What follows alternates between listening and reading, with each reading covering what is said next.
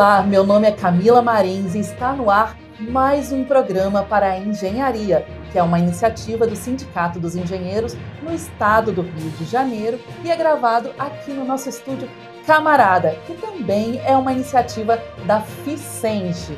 Eu vou fazer aqui a minha audiodescrição. Eu sou uma mulher negra de pele clara, com cabelo crespo, raspado ao lado esquerdo e com a altura mais ou menos do cabelo do lado direito no ombro.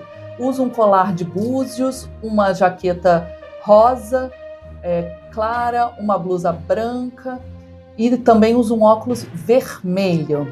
E hoje nós vamos falar sobre direito previdenciário. Estamos aqui com o Dr. André, que é especialista em direito previdenciário com casos aí há décadas. Bem-vinda! Obrigado, Camila. Obrigado ao pessoal da diretoria do Senge, que fez esse convite para que estivéssemos aqui para essa conversa, que eu acho que vai ser bastante esclarecedora, bastante animadora para quem já está aí aproximando para aposentar, pensando em aposentadoria. Tem bastante coisa para a gente conversar.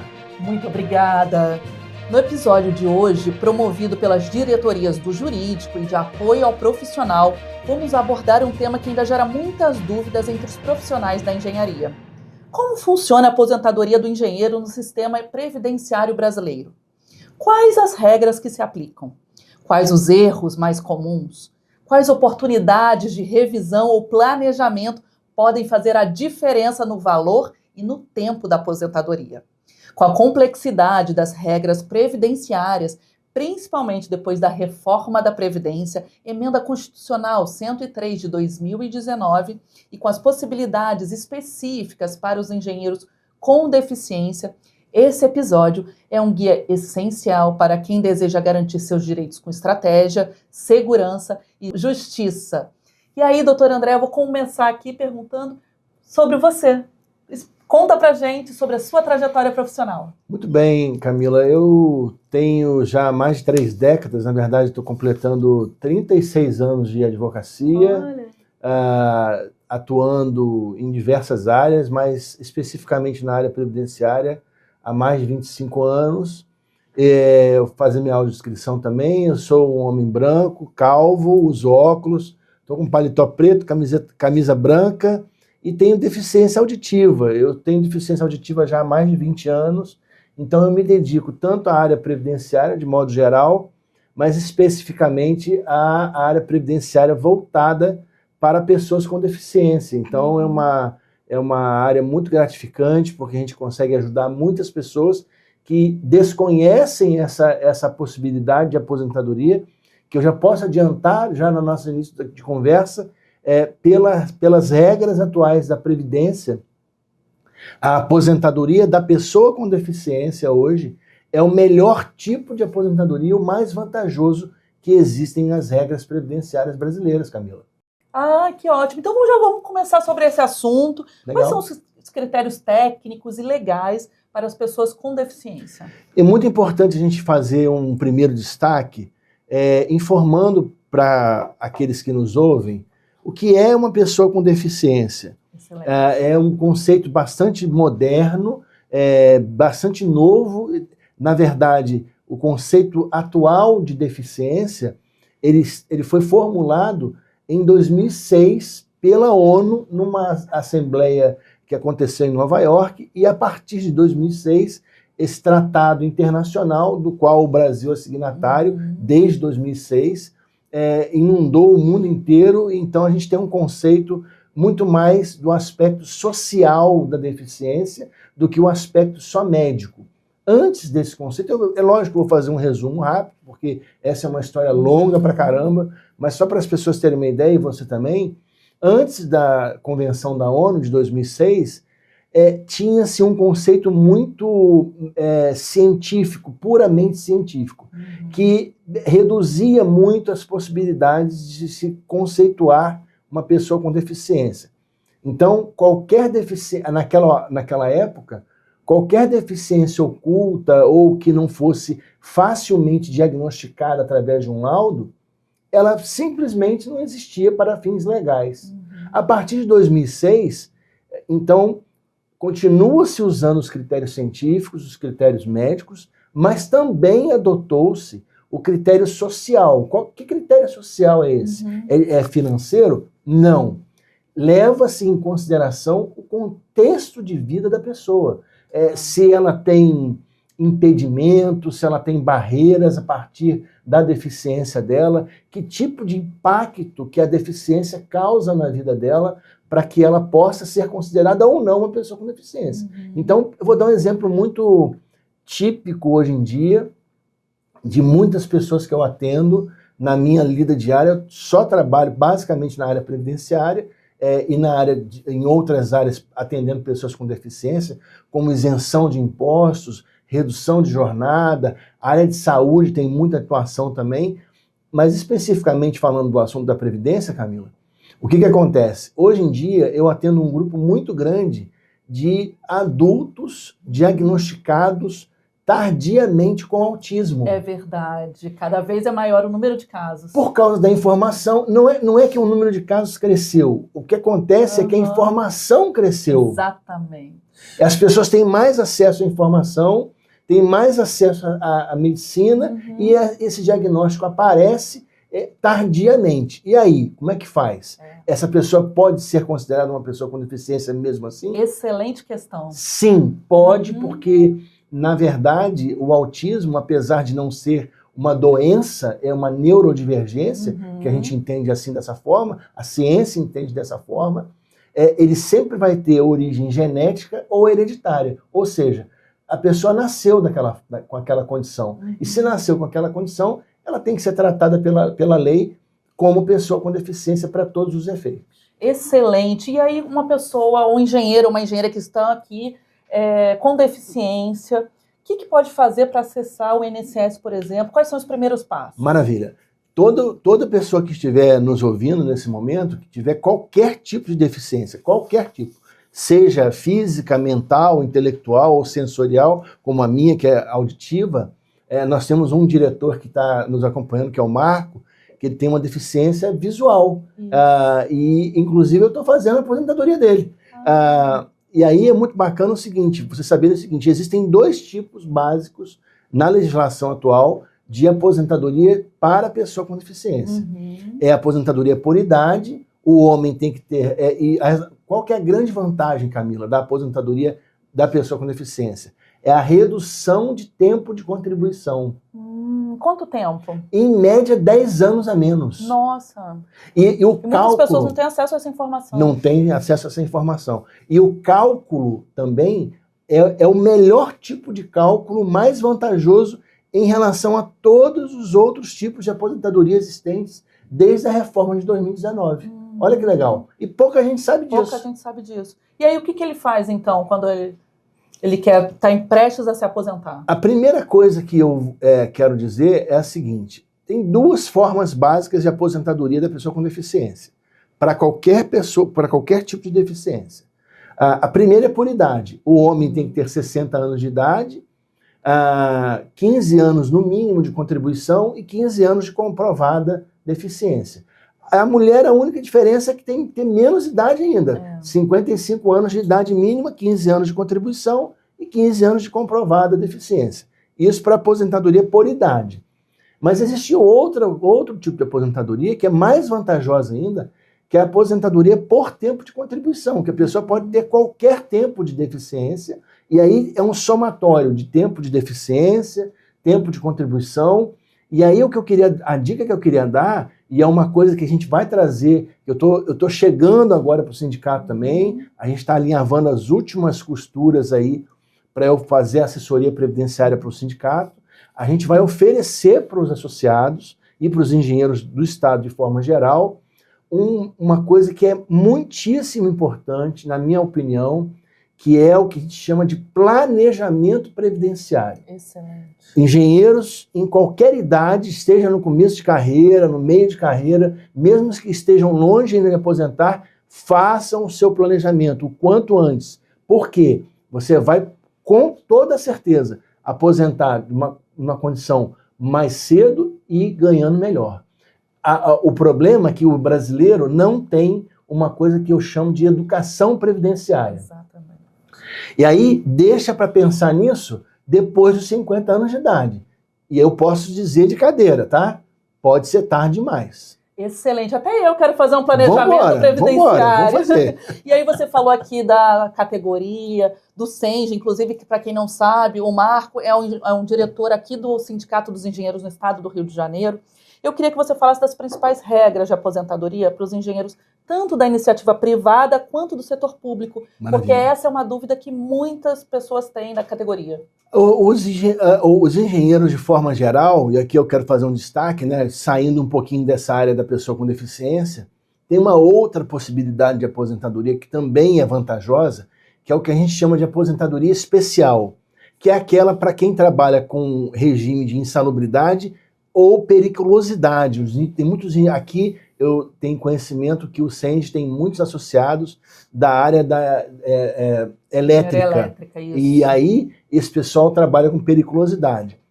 Houve uma modificação, Camila, em 2019 com a reforma da Previdência, que foi prejudicial, bastante prejudicial para o setor da aposentadoria especial, mas ainda é possível converter, o que a gente chama de converter tempo trabalhado com insalubridade ou periculosidade e se fazer dentro de um plano de previdência, desse planejamento que eu mencionei agora, o que seria mais adequado, melhor e mais vantajoso para o engenheiro se aposentar. Então, eu volto a destacar, o planejamento previdenciário para o setor da engenharia é algo essencial, porque deixar para o fim, deixar para depois, para ver o que vai acontecer, provavelmente as pessoas vão se assustar com o que vão ver. Com certeza. E nesses casos, especificamente de insalubridade, periculosidade, como que os engenheiros podem comprovar para ter acesso a esse direito? A documentação principal para isso,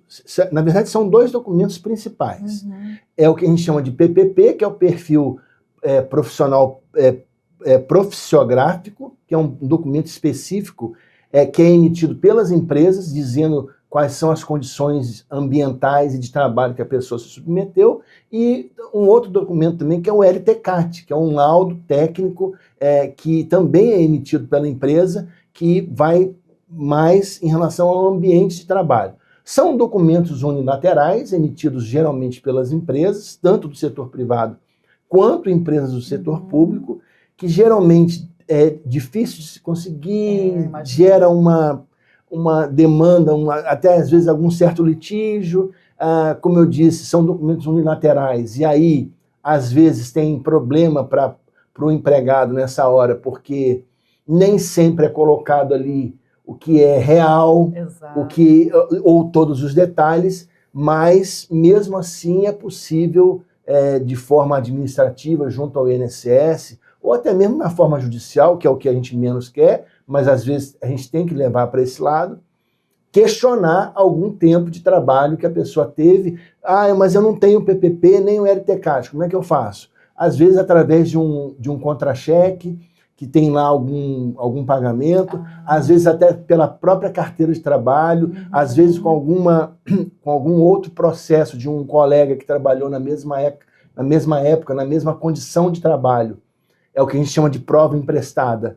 E na mesma categoria, a gente traz aquela prova de um outro processo para a situação dele, para poder comprovar que ele também trabalhava nas mesmas condições. Excelente. E aí, como é um processo dificultado pelas empresas, geralmente, o Sindicato dos Engenheiros poderia apoiar o Nossa, você imagina, se eu, sozinho, como advogado, né, quem sou eu na fila do pão, a gente consegue, imagine com a força do sindicato, o sindicato exigindo isso das empresas, eu tenho certeza que fica muito mais simples de se conseguir essa documentação. Doutor André, eu tenho uma dúvida aqui, porque muitos engenheiros hoje, infelizmente, estão sendo contratados como PJ, pessoa jurídica, até para burlar os direitos trabalhistas, né? Como que fica a aposentadoria desses profissionais?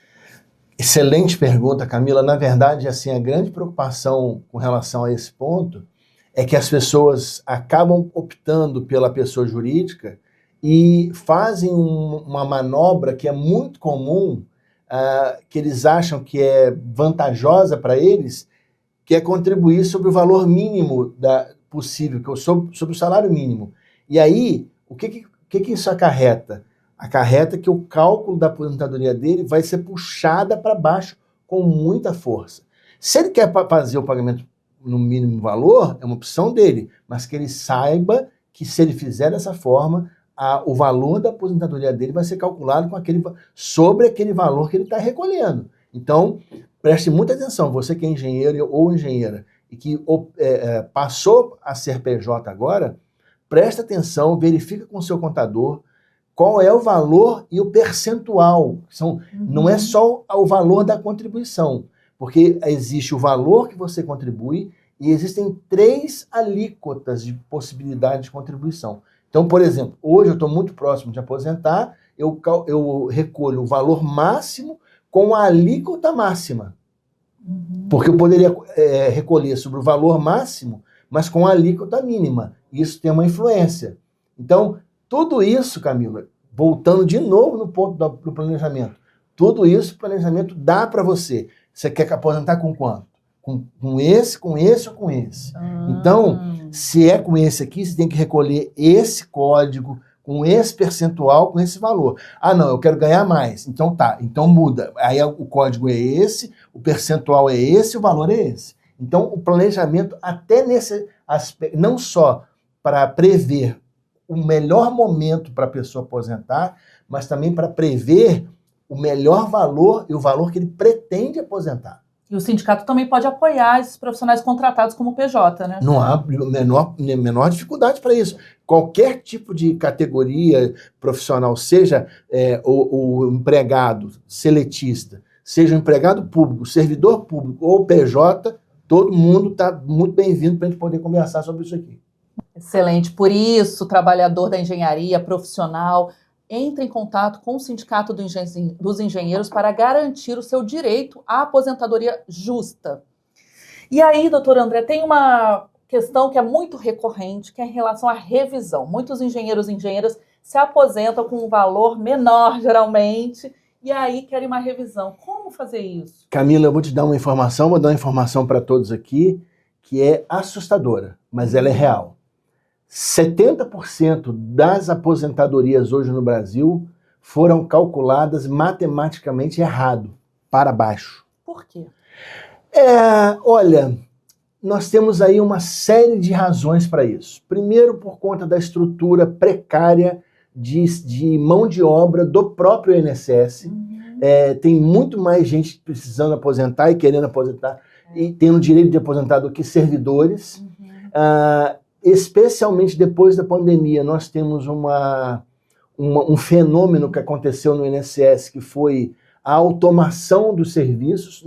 Não existe aquilo que nós conhecíamos no passado das grandes filas das agências, isso não existe mais. Então, essas filas estão aonde? Elas desapareceram? Não, elas não desapareceram. Elas viraram filas eletrônicas. Eletrônicas, exatamente. Então, há uma escassez grande de mão de obra, de técnicos especializados e um número muito grande de pessoas precisando e querendo aposentar. Isso é um primeiro problema. Por outro lado, o próprio sistema previdenciário brasileiro é um sistema que precisa, isso não é novidade para ninguém, precisa ser revisto de alguma forma. Então, o que eu pego diariamente de 4 a 6 processos administrativos, que a gente chama de pessoas que já aposentaram, para analisar.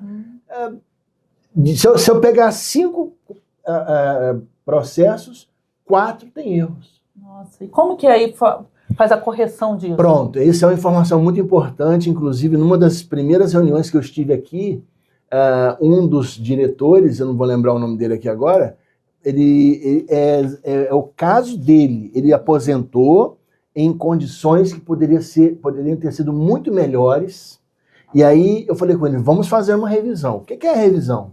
Se você é engenheiro e já é aposentado dentro do período de 10 anos, ou seja, nós hoje estamos em agosto de 25, se você aposentou de agosto de 2015 para cá, você tem o direito de pedir ao INSS uma revisão. E qual que é a vantagem, Camila?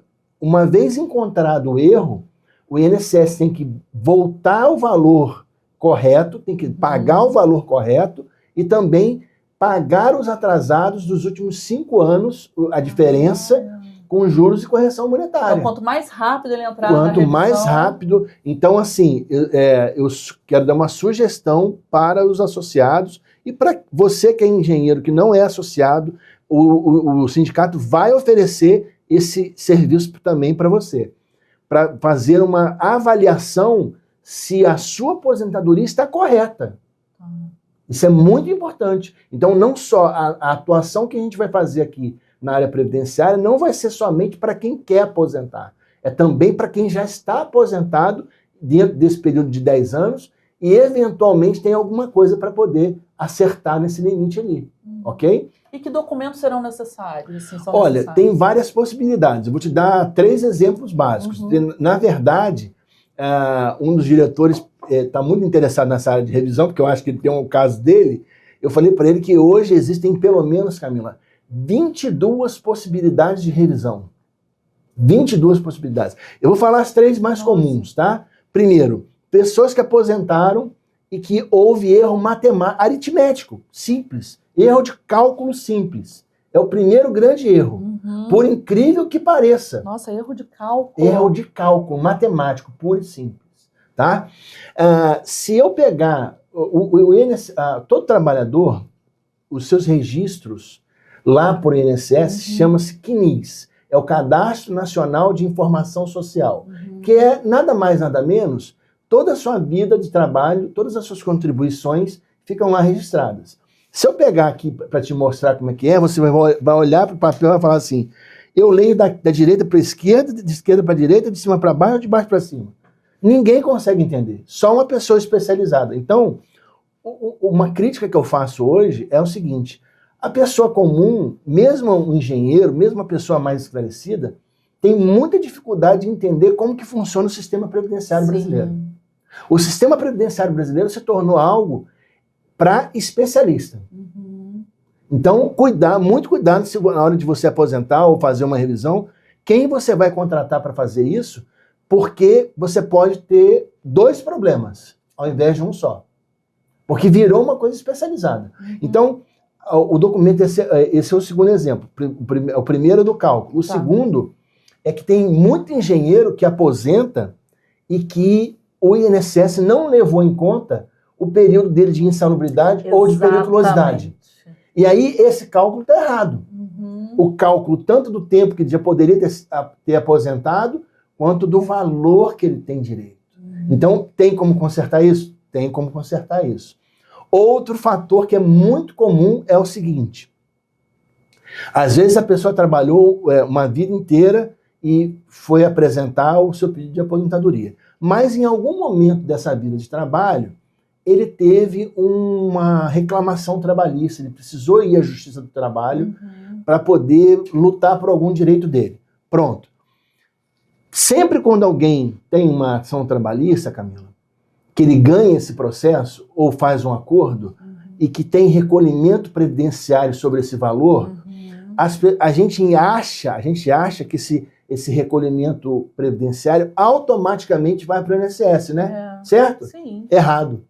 Não vai automaticamente. Em muitos casos, a Justiça do Trabalho determina que vá, mas o dinheiro é recolhido e o INSS não registra isso. Por falha mesmo. Nossa. Então, o que tem que ser feito? Nós temos que pegar a íntegra do processo trabalhista, fazer a demonstração que você teve lá um valor que você recebeu de indenização, ou seja lá o que for, que sobre esse valor teve lá uma parte que era para a Previdência e que essa parte não integralizou o seu cálculo. Entendi. E aí, na hora de fazer o cálculo final para a sua renda de aposentadoria, para o valor da sua aposentadoria, não compôs o cálculo. Então, você foi aposentada, vamos supor, com 5 mil reais de aposentadoria. Era para ser com 6, se tivesse integralizado esse valor. Entendi. Se tiver dentro dos 10 anos que eu falei, é possível fazer uma revisão. Como que funciona a revisão? Primeiro a gente vai ao INSS e fala assim, seu INSS, você calculou errado a minha aposentadoria. Você não computou o meu período de periculosidade. Você não computou essa reclamação trabalhista. Você não viu um vínculo que eu tinha, que eu comprovo aqui com a minha carteira de trabalho, e você não computou isso. São mais de 22 possibilidades. Se eu falar todas elas aqui, a gente vai ficar aqui até de tarde, não vai dar tempo. Mas existem muitas formas de rever, e eu posso afirmar, eu posso garantir para você, muito dificilmente a gente pega um caso onde não há erro.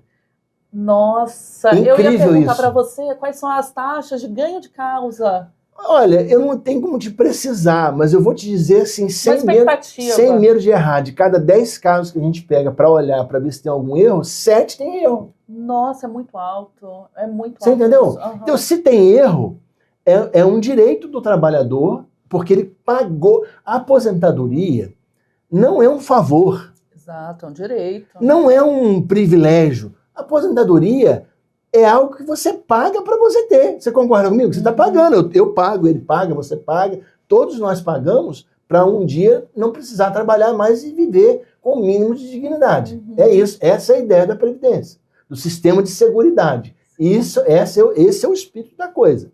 Eu pago por aquilo. Então, se eu pago, eu preciso ter de volta conforme foi combinado lá atrás. É um contrato. É um contrato de segurança social. Isso. Ok? E se uma parte não cumprir... Se eu deixar de pagar, por exemplo, eu não vou receber, correto? Mas se eu pagar e o INSS não cumprir a parte dele, também precisa ser corrigido. Exato. Isso é muito importante. E aí a gente sabe da morosidade do Poder Judiciário. Quanto tempo, mais ou menos, leva para uma causa dessa tramitar? Vou dar uma boa notícia agora. Vou dar uma boa notícia. Precisamos. Especialmente depois da pandemia, a Justiça Federal, que é a justiça que cuida, é a justiça especializada que cuida dessa parte da Previdência Social no Brasil, eu estou falando de pessoas que trabalham na iniciativa privada. Empregado público é outra coisa, servidor público é outra conversa. A gente pode marcar um outro papo para outra hora para falar só desse pessoal, porque tem bastante assunto também. Tem bastante coisa legal. Tem bastante coisa legal. Mas assim, para o pessoal da iniciativa privada, eles vão acionar a Justiça Federal, como eu estava falando. Especialmente depois da pandemia, com a automação dos processos. Os processos hoje são todos eletrônicos. Olha, a vida melhorou muito. Um processo, quando eu comecei, 30 anos atrás, um processo de aposentadoria demorava em média 10, 12, 15 anos. Nossa. Essa era a média. Hoje, em torno de 6 meses a 1 ano e meio. Olha. Os processos mais delicados, assim, esticou toda a corda que podia esticar, 2 anos. Mais delicado possível. Essa é a média. Mas poxa, o André falou lá que um processo dura 1 ano. Eu estou com um processo que tem 4 anos lá. Peraí, me conta como é que é o seu processo. Pode ver que tem alguma coisa específica no caso daquela pessoa, que tem um detalhe diferente, que está demorando mais. Mas a média é de 1 ano o processo hoje de aposentadoria. Nossa, okay? Então melhorou bastante. Muito. Bom saber, porque muitas vezes as pessoas até falecem e não têm nem acesso a esse direito. Vou falar uma coisa para você. Os processos judiciais de aposentadoria, quando o INSS não concede ou nega a aposentadoria por algum motivo, que a pessoa precisa ir para a justiça, são mais rápidos que os processos dentro do próprio INSS. Nossa! Olha que legal. E você falou aqui que os servidores públicos têm muitas especificidades, né? Pode resumir algumas, porque a gente tem bastante engenheiro aqui. Pronto, posso falar sim, porque, na verdade, é o seguinte, a principal diferença, Camila, é que o regime previdenciário é diferente. O regime de previdência, para quem é da iniciativa privada, é o que a gente chama de regime geral de previdência. Então, é INSS. Para o servidor público, tá? Empregado público é outra conversa. Empregado público ainda é INSS, tá? Mas o servidor público, aquela pessoa que fez concurso, está concursado, é engenheiro, está concursado, o regime é o que a gente chama de regime próprio. Então, ele pode ser regime próprio federal, estadual ou municipal. E aí vai depender muito da lei que rege do órgão que ele faz parte. Eu vou te dizer uma coisa, com toda sinceridade. Se eu pudesse, eu trabalharia somente para o pessoal do INSS. porque é muito mais simples. Infelizmente, os regimes próprios, seja ele federal, estadual ou municipal, eles são muito complexos e atrapalham muito a vida do servidor. Se aqui no INSS é complexo para o empregado entender, aqui é 100 vezes mais complexo. Entendi. Então são muitas especificidades a depender do regime próprio, das regras próprias. Exatamente. Né? Por exemplo, vamos dar um exemplo bem claro. Um engenheiro que é servidor do município do Rio de Janeiro, ele tem regras próprias. Sim. Um engenheiro que é servidor do estado do Rio de Janeiro é outra regra. Exatamente. Está entendendo? Um engenheiro que é servidor da União, de algum órgão da União, é outra regra. Então a gente tem que entender de todas essas regrinhas para poder dar a orientação correta para essa pessoa. Tá ótimo. E aí eu queria te fazer uma pergunta específica sobre as mulheres. Vamos embora. A aposentadoria das mulheres, assim, tem especificidades também? Como que elas podem acessar esse direito? Ainda tem. Ainda as aposentadorias para as mulheres têm um benefício de menos tempo de contribuição. A tendência é que isso vá se equivalendo com o tempo dos homens, mas ainda a regra é para a aposentadoria das mulheres com menos tempo de contribuição do que para a aposentadoria dos homens. Porque essa foi uma conquista histórica, considerando o trabalho doméstico, não remunerado. E aí, doutor André, você falou de algo que foi muito interessante, que é o planejamento previdenciário. O que é? Como fazer? Como se preparar para esse momento? Olha, isso é uma luta que eu tenho tentado travar em todos os lugares que eu vou, eu tento falar sobre isso, da importância disso, inclusive importância pedagógica, porque, veja, nós somos de uma geração, Camila, que nós não ouvimos falar sobre isso. Exatamente. Nós não fomos educados para isso, os nossos pais não falavam sobre isso conosco, as escolas não falavam isso conosco, e a gente não se preparou, a gente achava que a gente não ia envelhecer, ninguém acha que vai envelhecer. Mas assim, eu quero avisar para você que você vai ficar velho e que você vai precisar aposentar. Então, o planejamento previdenciário nada mais é que um plano de vida para a idade melhor ou para a velhice, do jeito que você quiser chamar aí, na hora que eu vou precisar parar de trabalhar. Uma hora eu vou precisar parar de trabalhar. Ou não, mas eu não quero parar de trabalhar. Ótimo, mas a sua capacidade, as suas limitações, os seus impedimentos vão aparecer. Com a idade é natural que isso aconteça e é bom que aconteça. Ficar velho é uma coisa boa, não é uma coisa ruim, né? Mas você vai ter menos energia. E se você se prepara para esse tempo com antecedência, é muito melhor. As regras da Previdência hoje, Camila, como eu disse, a gente falou em algum momento da nossa conversa, elas são muito específicas, seja para a Previdência, para quem trabalha na iniciativa privada, seja para quem é empregado ou servidor público. Se essa pessoa deixar para o final da jornada de trabalho dele, o final do histórico de trabalho dele, tentar resolver a questão da aposentadoria, ele pode ser surpreendido com valores muito pequenos de aposentadoria. Eu vou te dar um exemplo que você vai entender claramente isso. Há 3 reformas da Previdência atrás, funcionava da seguinte maneira. Como é que era o cálculo da aposentadoria? Pegava-se os 3 últimos anos de contribuição, fazia a média e ali estava o seu valor da sua aposentadoria. Nossa. Era joia, porque eu poderia passar uma vida inteira ganhando um salário mínimo. Quando chegasse aqui, eu pensava assim, bom, eu quero me aposentar daqui a 3 anos. O que eu fazia? Eu subia a minha contribuição para o teto, que hoje, o teto do INSS, hoje é bom dar essa informação, porque tem muita gente que não sabe. O teto é R$8 mil. E os engenheiros têm um salário mínimo de 8,5 salários mínimos. E aí, como é que faz? Então, veja bem, computava-se os 3 últimos anos. Houve uma reforma, antes dessa de 2019, que mudou e falou o seguinte, não, agora pega-se todo o período trabalhado, descarta-se 20% das menores, fica com 80% das maiores. piorou em relação ao que era aquela dos 3 anos, mas ainda assim era um cálculo legal. Agora, sabe como é que é feito o cálculo? Pega todo o período trabalhado, média aritmética global 100% simples. Ou seja, se no início da sua carreira, o que é normal, você ganhava menos, seu salário era menor, e você foi fazendo uma curva ascendente, sabe o que vai acontecer? Você nunca vai receber o teto. Nossa! E se você não faz um planejamento com antecedência, sabe o que vai acontecer? Você vai tomar um susto lá na frente. E como que a gente chega no teto, então, nesse planejamento? Hoje em dia é quase impossível chegar no teto. Para uma pessoa para poder ganhar o teto do INSS hoje, ela tem que ter um tempo de contribuição com valores altos muito grande. Por quanto tempo, mais ou menos? Por mais de 20 anos. Nossa. Por mais de 20 anos.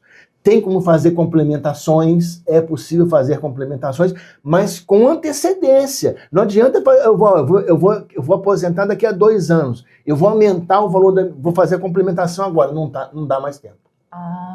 Aí essa complementação para o INSS faz? Para o INSS.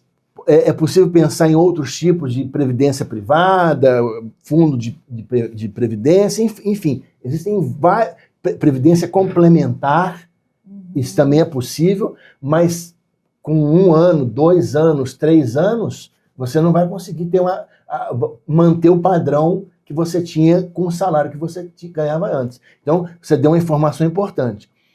O piso dos engenheiros são 8,5 salários mínimos. Isso. O teto do INSS é R$8.000, que vai dar aí menos de 5 salários mínimos. Nossa, e aí o engenheiro sai prejudicado, que contribuiu, mas aí ele tem como revisar e aumentar esse teto? Fazendo um planejamento previdenciário com antecedência, é possível chegar numa aposentadoria satisfatória. É possível. Mas o que eu estou chamando aqui com antecedência?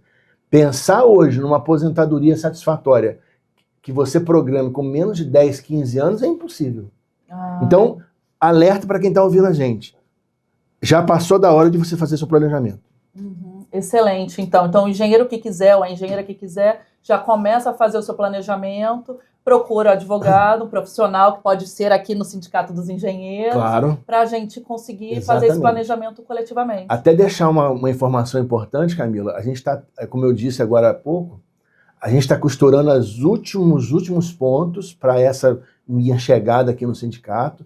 A gente vai organizar uma forma acessível para todo mundo poder ser atendido. Aqueles que não puderem vir até aqui a sede do sindicato na Avenida Rio Branco, a gente vai fazer atendimento online também para as pessoas de todo o estado, para que eles possam ter acesso a esse tipo de serviço, para que possam se planejar com antecedência e não ter um susto, e esse susto é irreparável. Você conseguiu entender isso? Você não, dependendo do momento que a pessoa vai tentar ver como vai ser a aposentadoria dele, já não tem mais o que fazer.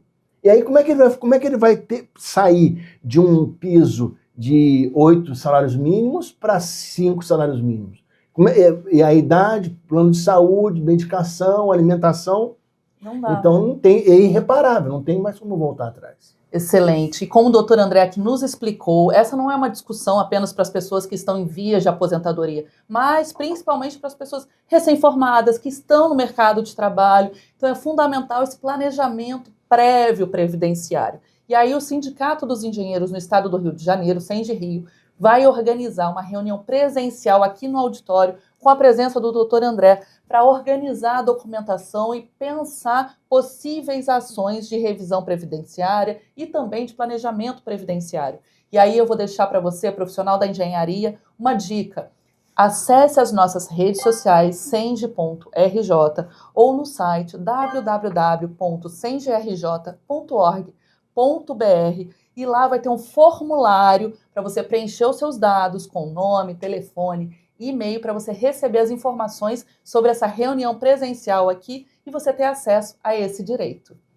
Doutor André, excelente conversa, aprendemos muito aqui. Queria saber se você quer falar alguma coisa que eu não te perguntei, trazer mais informações e fazer suas considerações finais. Quero só acrescentar que foi um prazer estar aqui com vocês são muito simpáticos.